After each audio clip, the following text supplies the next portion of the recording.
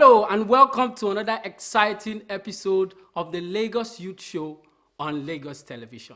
And of course, my name is Tosin Ikuyiminu. Interestingly, on this episode, Tosin left me alone.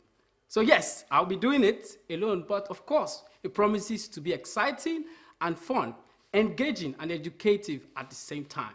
Remind you, this is that one show that where we bring everything that concerns young people in one place to engage and discuss. Interestingly, if you look at the engagement, right from looking at our community in Ikeja, how engaging young people, involved in stuff. You also look at the engagement with our young people in Badagry. Interestingly, the energy we get from our Ikorodu young people too as well. And lest I forget, before we talk about the tech-savvy mind in Lagos Island, and ranging down to the engaging young people in Ekpe, we bring all of that to you in one show. And of course, this episode promises to be another exciting one.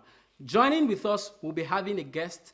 After the break, then we'll have time to discuss and engage more, particularly as it regards to young people involvement in policy and governance. On that note, we'll be right back. Stay with us, and as we do so, our guest will be joining us. Peace.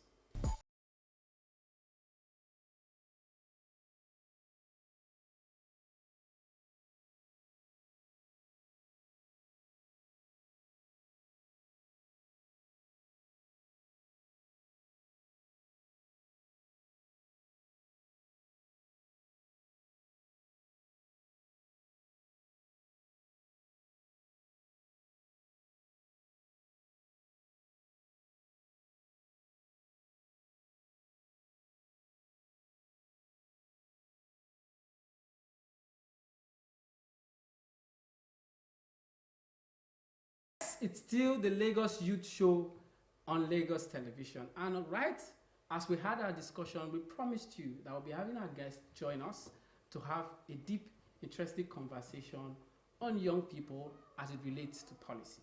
Interestingly, you would like to get to find out that the Lagos State government, under the Ministry of Youth and Social Development, discover a major need to creating a platform first that would help give young people the opportunity to influence policy, at the same time serve as an institution that would help young people have a great platform to involve in governance. On that note, they created a platform called the Lagos Youth Parliament in 2012. Interestingly, it has spanned over the years, and a lot of young, interesting minds has grown through that platform, and they've done a lot of remarkable stuff. And of course, we have some of them in the studio here today, joining us on this interesting conversation as we're going to be focusing on youth representation. Right with me as our guest on the studio, we have no other person but Suliyat Oguns, who is a member representing Shomolu Constituency 2 on the Lagos Youth Parliament platform. And of course, we also have Habeebullah Arayemi, which is the chief whip of the Lagos State Youth Parliament. He also represents Kosofe 1 on the platform. And interesting today, we have them in the studio. Great to have you guys. Great to have you. Thank you very much for having us. Yeah. I mean, I always see on the show, most of our guests know I'm always excited when I see young people like myself, thriving on platforms as it relates to governance and also influencing policy, because we don't see that a lot of times. So let's just dive in to the conversation. But I would like to start with you, Suliyat, first. I mean, like they always say ladies first, right? Yeah. So I would really like to know how did this whole thing started for you. I mean, young people generally, it's a space where young people don't want to usually jump in. And there's a lot of conversation that young people don't really have anything to offer. So how did it all started for you, and why the Lagos Youth Parliament now?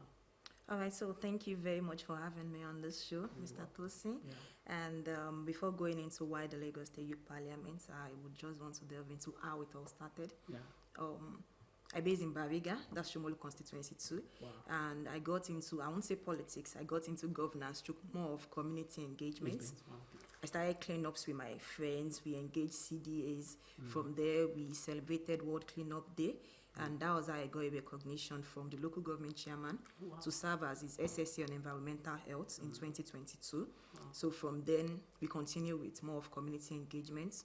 Different nominations came on board just because of the little things we did in our community.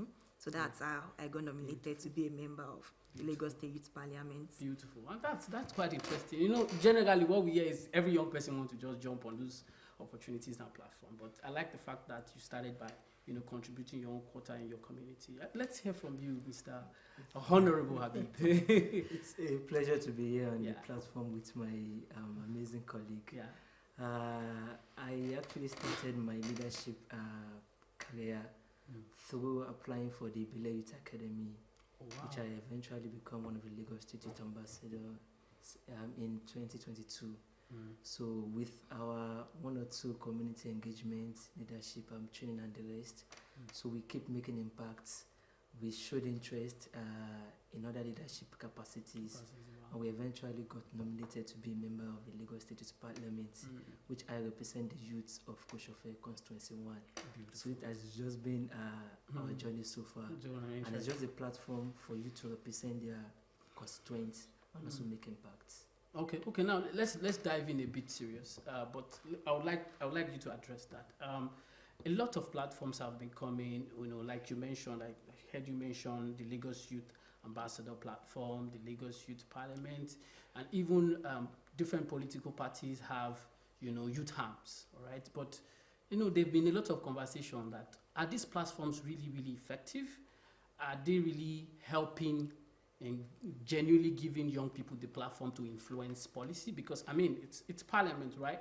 You are in the position to influence, you know, policies, you know, have policy dialogues, and also, you know, share issues, key issues pertaining to young people, and how they can be addressed, and you also share them with, you know, the people in power. So is it really effective? I mean, how many assemblies now on your platform? I think this is the fifth assembly. What do you think are the feasible impact these platforms have had in the government affairs? Yeah, personally, I would say that the most important aspect of it is youth representation. Okay. So if we actually look at the Lagos State House of Assembly, we have a quite number of young people who are legislators there. Okay. But to create a platform for youth, I think I need to say that it is not only Lagos State that has the youth parliament. Yes, wow. It is actually a youth platform that is included in the national youth policy of our country, Nigeria. Okay. So we have the youth parliament across all the states in Nigeria, and we do also have the national youth parliament to represent the interest of each state at the national level. So this is just to create a platform for youth to be involved in governance. I would not say politics, like you said. Because there are differences. There are differences. And there are similarities also, because you get into governance through politics. And they are kind of interwoven. But we are not politicians, but we work with them. So whatever bill, motions, proposals, policy we come with, we have to involve the government to help us influence the policy. So we also have the chance to influence some of the policies that are being formulated. For example, now during the formulation of the Lagos State Youth Policy, the youth ambassadors were represented, the youth parliament were also represented. So, and other youth stakeholders in Lagos State, voluntary religious bodies, all to come together to think of what can be added and removed, so as to come up with a tangible and youth-friendly policies. So the youth parliament was actually created to, it's kind of a prototype of the House of Assembly, to create a platform for leadership development for us, for youth inclusiveness and governance, for, I can call it fresh perspectives, because we are young, most of us are Gen Zs, so our perspective are kind of different from the ways our fathers, our brothers are coming. So we can actually see some things from the angle of the youth. We can suggest to them in form of motions and bills. We cannot pass them, we can only suggest them. We submit to the, we call it higher powerhouse. The organs that be. That's interesting. That's interesting. So if I could get you clearly, it's an institute platform that is educating, at the same time giving an opportunity for your voices to be heard, and also to influence policy at the wide level. I think that's impressive. But Suliyat, let's even dive in a bit deeper. how has it been for you? Particularly first, I mean, when you see a young lady in politics, you know, there's a lot of dialogues around that. We want women in politics, women involved in governance, like you corrected. You know, so, how has it been for you? How has the experience? Any challenges?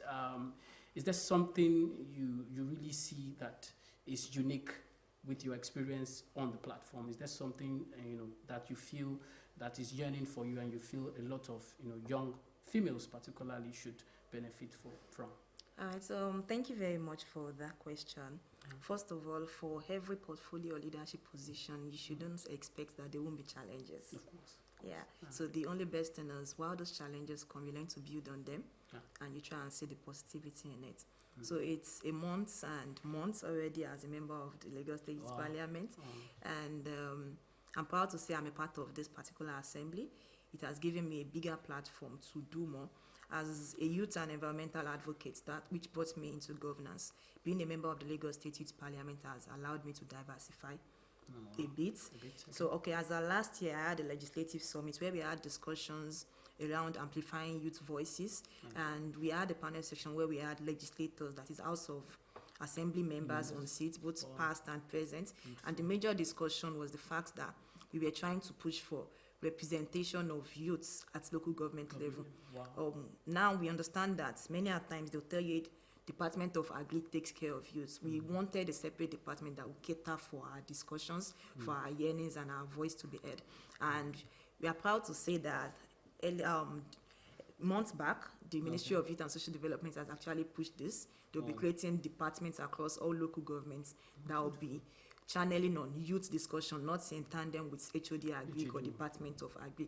So as a member of the parliament, I have also been able to engage in the Women's Innovation Lab, where we are trying to create a chain of young women in impact and governance before politics. So what we are pushing out for now is, we want you to have the mindset to make impact and influence. So when you think you can make influence in your community, then you need a government platform to do more. Exactly. So by the time that platform comes and you decide on whichever political party you are going for, then we should be a bit rest assured that impact and influence will be the major thing on the board, not that you are just going there to... Beautiful. I like the angle of capacity, and I like the fact that we're already looking at leveraging platforms for young females to participate. I mean, it's been an interesting conversation. But quickly, let's go on a quick break. And of course, we'll still continue the dialogue with our guests as we talk about how young people influence policy. Stay with us, we'll be right back.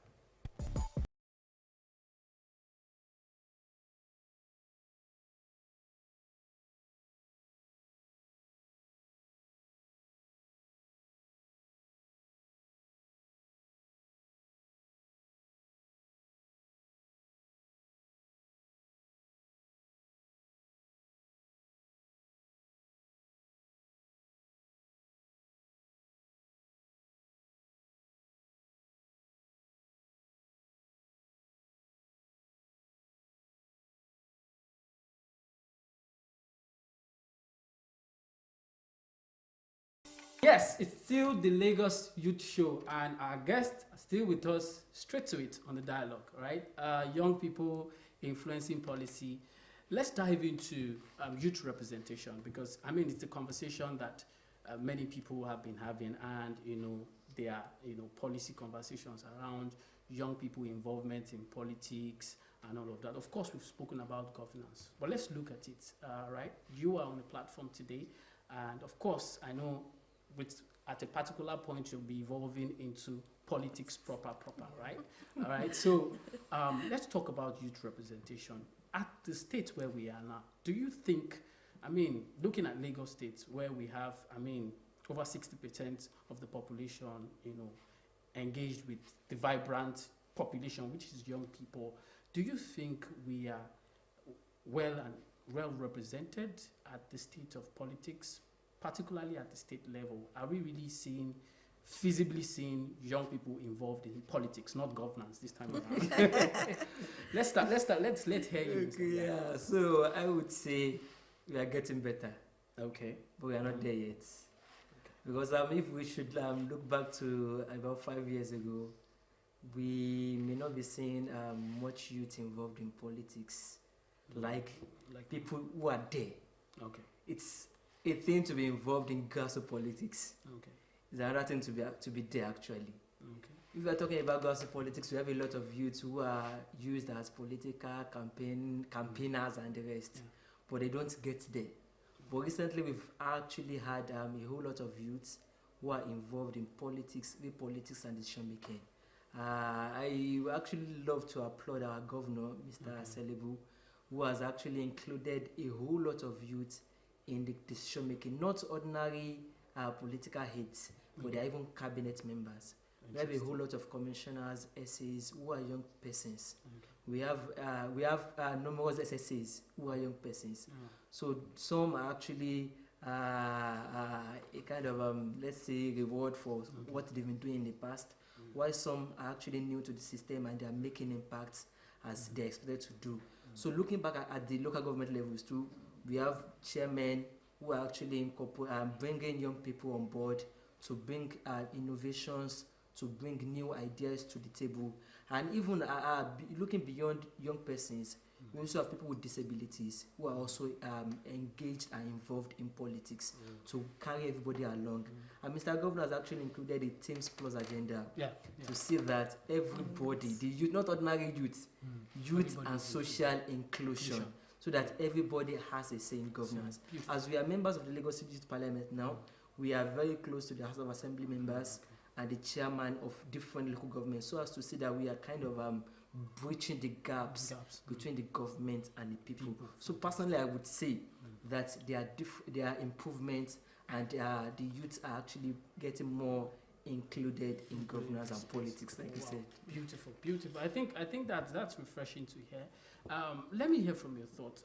What do you think, Suliyat? What do you think are those challenges that we can address to see possible ways it can get better? All right, like he said, these challenges are still there.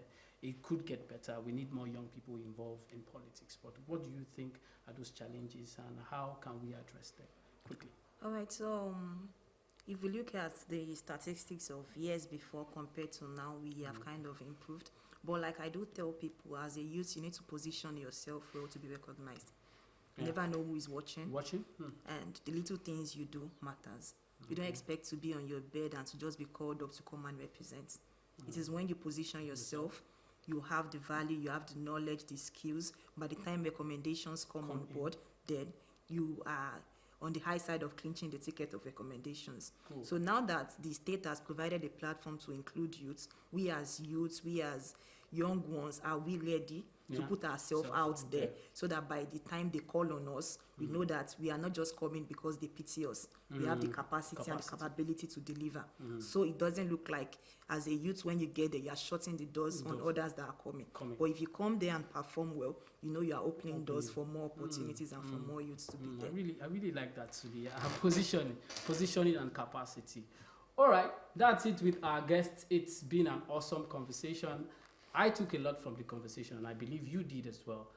It's great to have you, Habeeb. It's great to have you, Suliyat. And I'm super impressed with the work you're doing via the Lagos State Youth Parliament platform. And of course, I'm sure more will be coming as you drive ahead. Thank you so much for coming around. Thank you very much for having us. All right, wrapping that up, let's go on a quick break. We'll be back as we wrap up.